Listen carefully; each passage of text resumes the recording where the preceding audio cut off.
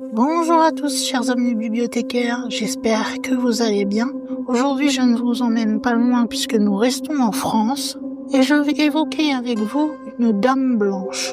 Celle-ci serait la dame blanche du château de Puylaurens-la-Pradelle. Mais bien sûr, avant de vous en dire un peu plus, comme d'habitude, je vous invite à vous installer bien confortablement, à prendre quelque chose à boire et peut-être quelque chose à grignoter. Et ceux qui m'écoutent en mode podcast, n'hésitez pas à continuer à faire ce que vous avez à faire, ça ne vous empêchera pas peut-être de découvrir certaines choses sur cette histoire. Si vous êtes prêts, bien installés, eh bien, nous allons pouvoir commencer.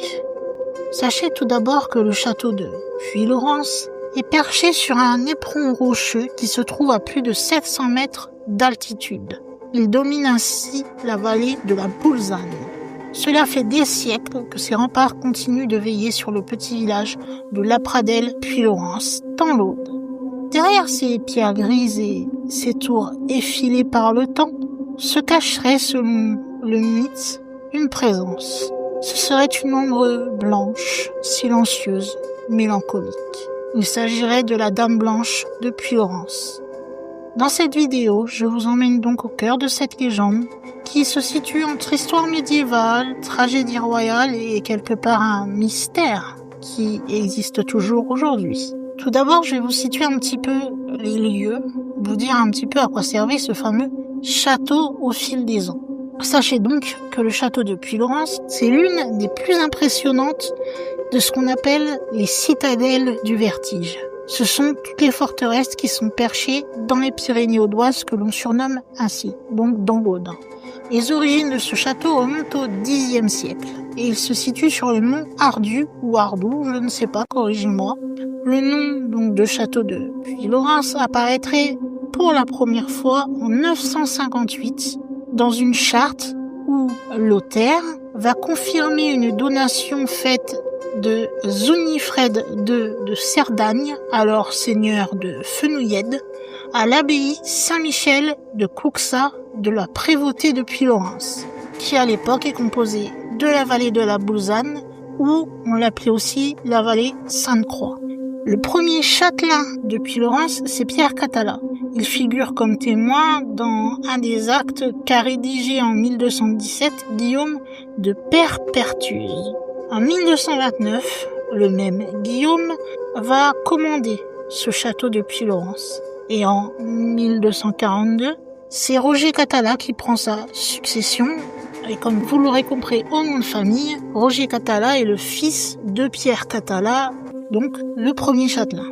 Avançons un peu dans le temps et allons jusqu'au 3 février 1534. Là, c'est Jehan Bailly, capitaine de Puylaurens, qui va donner quittance au trésorier de Carcassonne pour 48 livres tournois parmi ses gages personnels.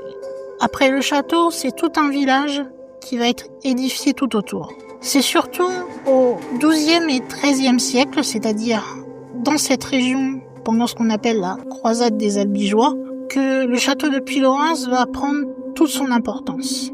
En 1242, le diacre qui est cathare, qui à l'époque étaient des chrétiens qui étaient jugés hérétiques par, entre guillemets, les vrais chrétiens qui dépendaient de l'église de Rome, et qui venaient donc de Fenouillène, Pierre Parère, va séjourner au château.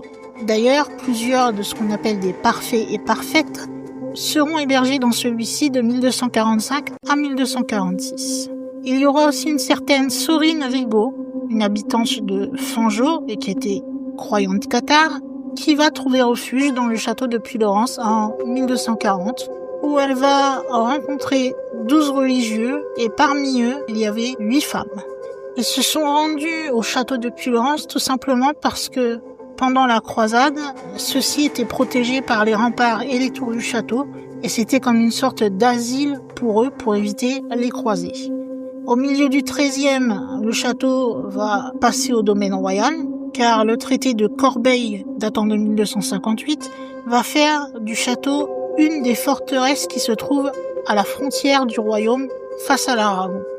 C'est dans une lettre d'août 1255 que Louis IX ordonne au sénéchal de Carcassonne de fortifier le château pour qu'il puisse s'en servir pour défendre le Languedoc contre les incursions aragonaises. Ce sont les travaux qu'il va décider d'entreprendre qui vont ainsi inaugurer l'aspect du château tel qu'il est encore aujourd'hui. Sa position, comme vous l'aurez compris, qui se trouve à la frontière avec l'Aragon, en fait donc un des postes stratégiques de défense, et cela jusqu'au XVIIe siècle. À ce moment-là, il fait alors partie des 5 fils de Carcassonne, sachant que les autres sont les châteaux de Quéribus, Père Pertuse, le château de Termes et le château d'Aguillard, qui se situent tous en haut des pitons rocheux qui sont censés être impénétrables. Mais au fil du temps, les guerres vont cesser et le château, quelque part, ne servira plus à grand-chose et va commencer à s'endormir. Celui-ci va être progressivement abandonné, et cela à partir du traité des Pyrénées ratifié, qui date de 1659 et qui va fixer la frontière franco-espagnole au niveau des crêtes pyrénéennes. Pendant un certain temps, on va laisser une faible garnison occuper les lieux, et puis finalement elle sera mal défendue et peu entretenue, et dès la fin du XVIIe siècle, il y aura définitivement plus personne et il sera abandonné à la Révolution. Et généralement, c'est de ce fameux silence, de ce fameux abandon que naissent les légendes. Je pense que c'est la partie qui vous intéresse le plus dans la vidéo d'ailleurs. Mais il est important quelque part de vous raconter un peu l'histoire et le contexte du château. Maintenant, évoquons cette fameuse légende. Sachez que s'il y a une légende de la Dame Blanche, ce n'est pas tout, puisque celle-ci va amener aussi quelque chose d'autre. Car si vous vous intéressez au château de Puylaurens, vous pourrez remarquer que l'une des tours de celui-ci porte un nom assez singulier, puisqu'on la surnomme la tour de la Dame Blanche. Celle-ci se situe vers l'ouest des courtines et elle domine les chicanes d'accès. Ces chicanes aboutissent à la fameuse tour de la Dame Blanche qui est circulaire et dont la pièce qui se situe au niveau du sol conserve une voûte d'ogive et ce que l'on appelle un conduit porte-voix. C'est cette fameuse tour que l'on appelle la tour de la Dame Blanche. Et c'est bien sûr de là que va venir notre légende de la Dame Blanche. Car selon la tradition locale, on dit que le spectre d'une jeune femme vêtue de blanc apparaîtrait les nuits de pleine lune le long du chemin de ronde. On la verrait glisser en silence sur les pierres froides, son voile se balançant au rythme du vent. Certains vont dire qu'elle regarde vers le sud comme si elle attendait quelqu'un, ou comme si elle guettait un retour qui n'arriverait jamais. Mais qui était possiblement cette fameuse Dame Blanche que certains témoins pensent avoir vue? Si on regarde à l'histoire du château, on a tendance, ou du moins les gens ont eu tendance en faisant leurs recherches, à rattacher cette Dame Blanche à un personnage assez historique, puisqu'il s'agirait de Blanche de Bourbon. Je vous rappelle que Blanche de Bourbon, née vers 1339, et c'est la descendante directe de la puissante lignée des Capétiens, de Philippe le Bel. Donc, si je vous dis Capet, je pense que si vous avez eu des cours d'histoire, cela doit vous dire quelque chose. Cette Blanche de Bourbon va être mariée à 14 ans au roi de Castille, Pierre Ier, qui sera surnommé Pierre le Cruel.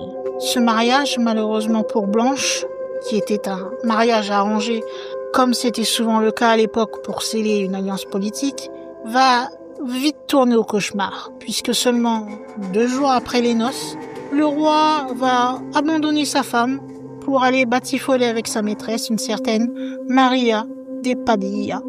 Ensuite, Blanche de Bourbon sera emprisonnée, déplacée de château en château, et on dit qu'elle aurait séjourné au château de Puylaurens jusqu'à mourir dans des circonstances qui seraient assez troublantes. Certains pensent qu'elle aurait soit été empoisonnée, soit assassinée sur ordre de son mari, peut-être parce que gênante.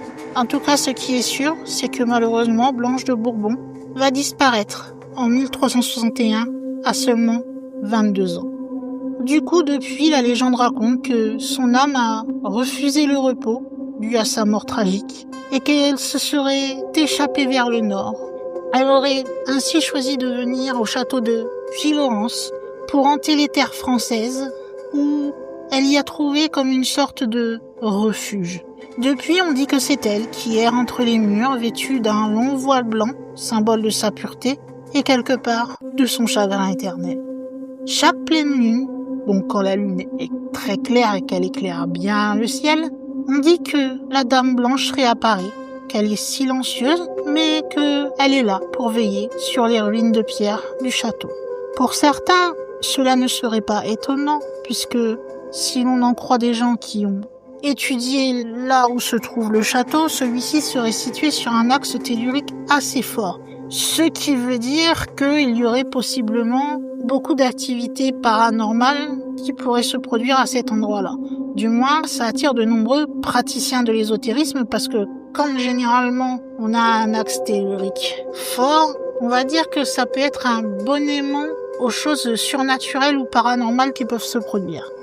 En ce qui concerne les témoins, je n'ai pas de témoins directs ou de témoignages laissés, mais en tout cas, de façon générale, certains vont affirmer lors de leur visite du château et ressentir des présences. Certains viennent même pratiquer des rituels dans celui-ci et certains se sentent comme s'ils étaient en quelque sorte guidés par une âme. Pour certains, elle semble bienveillante, pour d'autres un peu moins, de cette fameuse dame en blanc. Bien sûr, vous vous doutez qu'à l'heure actuelle, aucune preuve formelle n'atteste que c'est vraiment Blanche de Bourbon qui est possiblement la Dame Blanche et qu'elle est bien séjournée au château de Puylaurens. Mais cela n'empêche pas la tradition orale d'évoquer que celle-ci aurait fait un arrêt au château durant son périple la menant vers l'Espagne en 1353. Selon certaines sources, il se pourrait qu'elle y aurait trouvé refuge pour fuir la malveillance de son fameux époux perfide.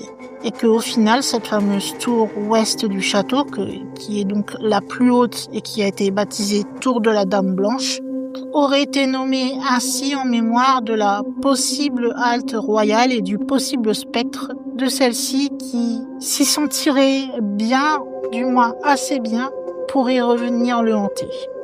Si vous visitez le château, vous comprenez assez vite pourquoi la légende de Blanche de Bourbon en tant que Dame Blanche a pris racine spécialement à cet endroit. En plus donc de ce fameux flux tellurique assez spécial, se trouve que le château a des tours très hautes, des escaliers étroits, des couloirs plutôt sombres, donc pas vraiment le château, on va dire, le plus rassurant du monde. Et donc, quelque part, quand on est dans des lieux comme ça, on a plus tendance à vouloir se créer des légendes, justement. Mais si l'on va au-delà de la légende, sachez que le château de Puylaurens, c'est une véritable porte entre deux mondes, qui est celui du visible et celui de l'invisible. Avec ses pierres anciennes, son silence épais, ses panoramas vertigineux, il y a comme une sorte, en plus d'un beau paysage, d'un beau monument, une sorte de connexion spirituelle qui se fait, mais aussi une sorte de prudence que certains ont ressentie. Certains avouent même qu'ils n'ont pas visité ce château comme étant un simple touriste. Ils ont vraiment eu l'impression de pénétrer dans un sanctuaire lorsqu'ils y sont arrivés. En plus, il faut savoir que cette fameuse tour de la Dame Blanche est légèrement isolée et qu'elle est tournée vers le vide, ce qui amène un lieu assez propice au silence. Et si vous rajoutez à tout ça, eh bien, le fait d'avoir les couloirs étroits, sombres, etc., avec le flux tellurique en prime, on peut très facilement comprendre pourquoi on peut créer une légende et surtout penser voir des apparitions à cet endroit-là. J'ai voulu faire une petite précision en fait par rapport à une chose que je vous ai dit un peu plus tôt, c'est le fameux conduit dont je vous parlais un peu plus tôt qui se trouve en bas de la tour. En fait, les archéologues ont découvert ce qu'on appelle donc un canal d'écoute. Si vous voulez, c'est une sorte de conduit qui a été creusé dans le mur et autrefois on s'en servait pour éviter d'aller monter au dernier étage ou quoi que ce soit. On communiquait avec tous les autres niveaux de la tour en utilisant ce canal d'écoute. Et justement, ce canal a aussi son importance dans la légende, puisque certains visiteurs disent qu'ils auraient entendu à travers celui-ci comme des sortes de souffles ou bien alors des chuchotements qui viendraient de celui-ci. D'autres vont raconter qu'ils auraient vu au détour d'un des fameux escaliers étroits une forme blanche disparaître au fond d'un couloir. Et dès qu'arrivent les soirs de brume, nous sommes dans un décor magnifique, mais aussi presque irréel à la vue. La lumière de la lune se reflète sur les pierres, ce qui crée des silhouettes mouvantes. Et c'est souvent d'ailleurs, à ces moments-là, que les témoins vont affirmer avoir aperçu la Dame Blanche. Donc nous sommes entre le mythe et la réalité, nous ne savons pas vraiment. Au final, si Blanche de Bourbon a bien séjourné là, s'il y a vraiment une Dame Blanche, même s'il y a plusieurs témoins, vous avez vu que, avec ce que je viens de dire, la lune peut créer des ombres mouvantes qui ne sont pas forcément des apparitions. Donc c'est assez complexe. Mais la légende de la Dame Blanche de Puylaurens, elle n'est pas unique, puisque je les ai pas encore évoquées et je sais même pas si j'aurai toute ma vie pour évoquer toutes les Dames Blanches. Mais sachez que dans toute la France, il y a des histoires de Dames Blanches. Que ce soit des femmes qui ont été trahies, des femmes qui ont été assassinées, certaines qui sont mortes de chagrin. Généralement, elles viennent toutes revenir hanter les lieux de leur malheur. Ce qu'il y a, c'est qu'apparemment, à Puylaurens, la légende est un peu plus vivace que dans d'autres châteaux ou régions. Après, ça n'empêche que certains historiens qui ont un petit peu étudié le cas pensent que le fameux lien qu'on a fait en supposant que la Dame Blanche serait Blanche de Bourbon, c'est juste une pure invention romantique qui serait née aux alentours du 19e siècle. C'est alors à ce moment-là qu'on a redécouvert des vieilles ruines des châteaux et que généralement on aimait bien prêter des histoires surnaturelles, des histoires de fantômes ou de hantises tout simplement. D'autres de leur côté voient plutôt cela comme une tradition qui est beaucoup plus ancienne, qui serait liée à une ancienne prêtresse ou à un esprit protecteur de la montagne. Quoi qu'il en soit, que l'on soit d'un parti ou de l'autre ou qu'on ait un autre avis, généralement les visiteurs sont d'avis général de dire que lorsqu'on va visiter le château de Puylaurens, il y a comme une atmosphère étrange, une impression de présence, de silence inhabituel, des ressentis de souffle d'air là où il ne devrait pas y en avoir. C'est comme si, malgré le fait qu'il soit abandonné, le château semblerait encore vivant. Peut-être que celui-ci a ce qu'on appelle la mémoire des murs, et qu'il a gardé au cours des siècles cette fameuse mémoire.